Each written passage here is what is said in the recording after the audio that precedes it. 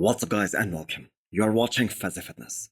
So let's start this video with an update of recently retired IFBB pro, Iain Valliere. So it has been some months since he made the decision of hanging up his trunks. The last show that he did was Toronto Pro 2023, and in fact he was in prep for the Olympia as well, but he just decided to retire before that.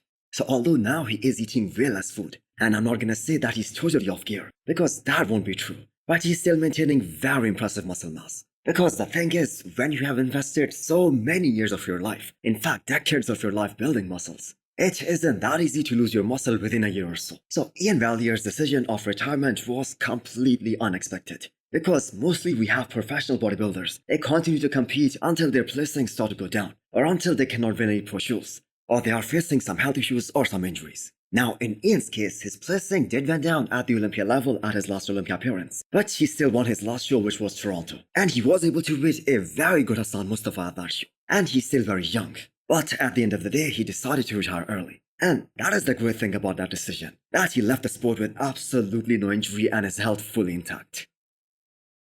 Next up is the update of another retired IFBB pro, Alexis Rivera. So this is 4 years of running no drugs whatsoever. And just looking at the amount of muscle mass he used to carry back in his prime days, his current physique being natural is 100% believable. He practices extreme discipline maintaining this kind of body year round. He stays fat-free all year long. So Alexis Rivera was an unbelievable potential, especially when he was at his peak. Although he did not place high at the Olympia 2018, which was the only Olympia that he competed in during his career. But his conditioning at that show was just out of the world, and not just in that show, in every show that he entered. It was really unfortunate that any injury forced him to retire too soon from competitive bodybuilding, because he could have done great things in the sport. But somehow that forced retirement seems a blessing in disguise for him. As we all know, there can be a lot of risks in professional bodybuilding, and he caught that problem with his knee very early in his life, and he was able to take care of it.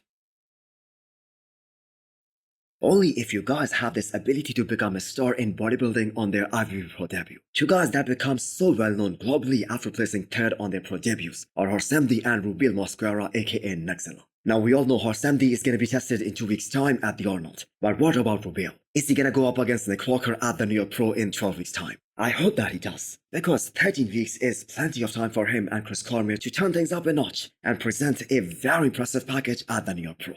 Of course, he isn't going to be able to beat Nick Walker, but the comparison of these two freaks of nature, that is what every bodybuilding fan will love to see. And Nick Walker has talked really highly of Rubiel, especially after his very impressive pro debut in Prague. So the good thing is that he's training with Chris Cormier and Breon Ansley right now, and Breon is almost ready to step on stage at the Arnold Classic. So there is that added motivation for Rubiel. Only 28 years old, with the biggest legs in bodybuilding right now, and I have to say, in the history of bodybuilding for that matter. And there is just plenty of room for improvement for Rubiel in every department. And if he's able to do that, he can certainly live up to the hype.